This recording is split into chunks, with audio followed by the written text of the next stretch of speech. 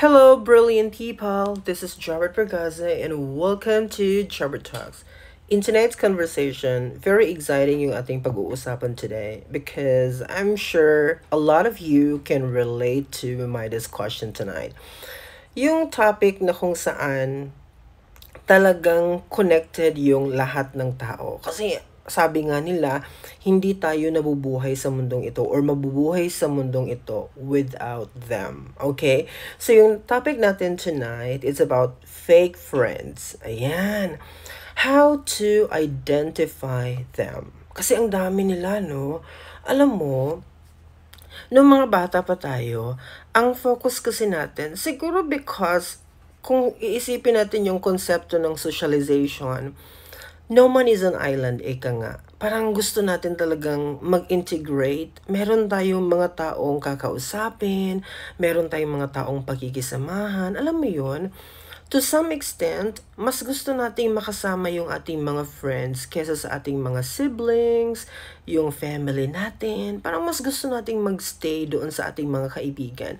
Kasi may mga situation din na yung kaibigan natin ang mas nagbibigay sa atin ng comfort. 'Di ba? Ganon yung sitwasyon. Sa mga bata pa tayo. Kasi kapag mga kids pa tayo, wala pang competition dyan eh. Kumbaga, equal pa yung lahat ng bagay. Ang goal natin is maging masaya sa isang araw. Di ba yun yung mga punto? Elementary days, I think you can imagine before nung elementary pa tayo, yung goal natin talaga is maging masaya lamang sa araw na yan. That's all. Wala tayong gusto pang ma-achieve. 'Di ba? Pero ngayon medyo nag-evolve na rin ang kabataan. Kasi as early as elementary, meron na silang konsepto ng competition. Mas nakakalungkot. Kasi before, na-remember ko yung mga 90s, sa aking batch ha, yung goal namin is maglaro. Tapos pag malakas ang ulan, nagko-compete kami. Sino yung pinakamalakas tumakbo sa kalsada? Kasi before, natatakbuhan pa talaga yung mga main road. Ngayon kasi hindi na kasi napakarami na ng sasakyan. Anyway, going back to my point, nung mga bata pa tayo, there's no competition.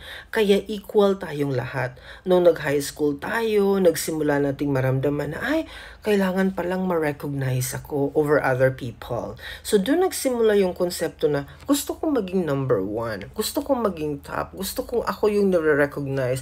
Gusto ko yung ako yung center of everything. Doon na de-develop, okay? Hanggang sa mag-college, much more na gusto nating ma-highlight pagdating natin sa ating mga workplace. Di ba, hindi tayo nagpapatalo. That's very common when we talk about Filipino people. Naku, napaka gusto nating ma-recognize. Gusto nating mag-number one. To some point, sisiraan natin yung isang tao just to get the kind of recognition that we want for ourselves. Di ba? Sabihin mo sa akin kasi alam kong alam mo at na-experience mo ito. Now, as you grow older, marirealize mo din na unti-unting nalalagas yung mga taong kasama mo before.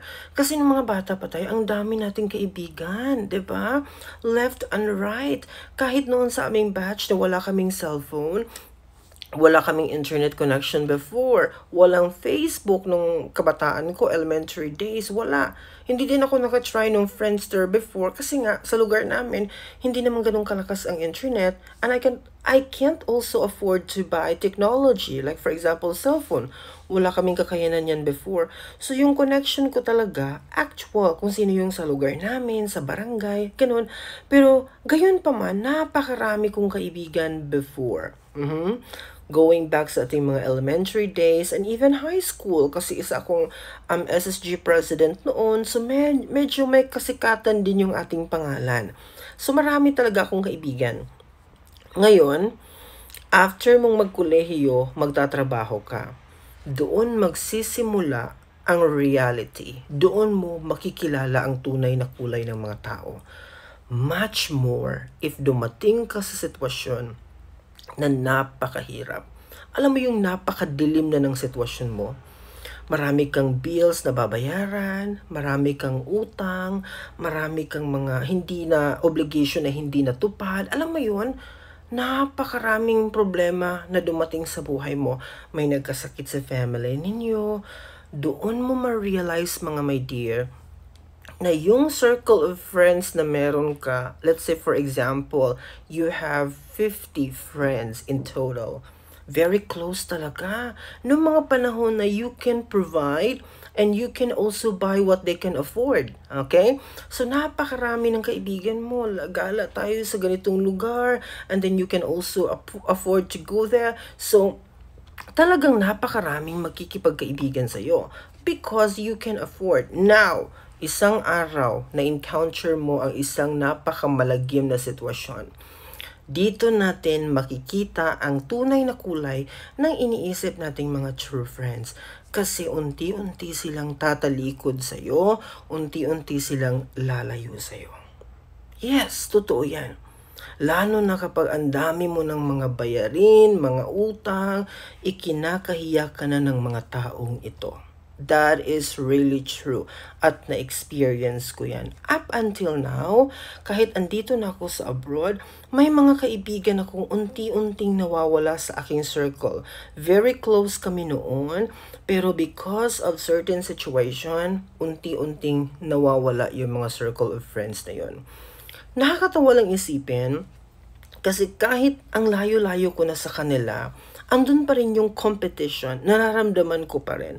Parang gusto pa rin lang ipamukha sa akin na even if hindi sila nag-abroad, much money pa rin sila sa akin. Marami pa rin silang ipon, marami pa rin silang pera compared sa akin, andito sa ibang country, pero eto pa rin, lumalaban pa rin sa buhay para maituwid yung mga pagkakamali before. Parang ganun. Alam mo yun, doon ko talaga na-realize na, my God, grabe. We're very close before. Grabe yung ano namin, yung mga pinagsamahan. Tapos yung dumating yung punto na tumagilid yung bangka ko. Parang nawalan din sila ng, alam mo yung na-amnesia din sila. Sino si Jobert? Hindi ko siya kilala. He's not my friend. Hindi ko sure kung close pa ba kami up until now. Parang ganun na yung mga versions nila. Na alam mo naman sa sarili mo na long before, you're very close with each other. Right? So, grabe yung reality ng friendship. At ang daming fake friends ngayon na nakapalibot sa atin. Yung kasama mo ngayon, meron kayong 5 kayo sa isang magkakaibigan, tapos isa lang pala yung tunay dyan. Yung 4, hinihintay lang nila na bumagsak ka. Kasi yun ang reality. Alam mo sa mga kaibigan natin, may mga tao dyan or may mga certain individuals dyan na naghihintay na bumagsak tayo. Naghihintay na magkamali tayo. Ayan. So mag-ingat kayo sa mga words na bibitawan ninyo, sa mga secrets na, secrets na i-share nyo sa kanila. Diyos ko, mag-ingat kayo kasi, sinabi ko na yan before, na yung ating kaibigan ngayon, pwede natin silang maging kaaway in the future.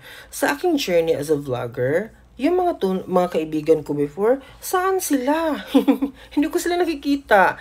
Pero yung mga taong from different places na never ko pang na-encounter sa buong buhay ko, sila yung nagko-komento sa aking mga video, sila yung nagha-heart sa aking mga videos, sila yung nag-share sa aking mga videos to another person, kasi nga, yun ang reality. Yung ating mga close friends, yung nakakilala sa atin talaga, yung actual nating nakasalamuha before, sila yung may hidden insecurity sa'yo.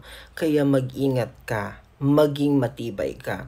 Kaya nga sabi ko noon sa'yo, turuan mo yung sarili mong maging independent. As you grow older, doon mo ma-realize na sarili mo lang ang kaagapay mo sa lahat ng pagkakataon. Sarili mo lang ang hindi ka iiwan. If you have your very good family, for example sa akin, meron akong napakabuting pamilya.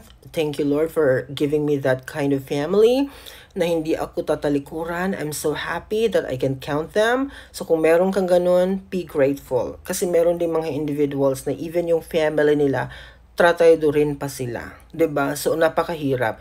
So advice ko sa inyo, we need to be strong enough and be independent. Okay, there's no more time anymore. I'll continue making videos tomorrow. Bye-bye!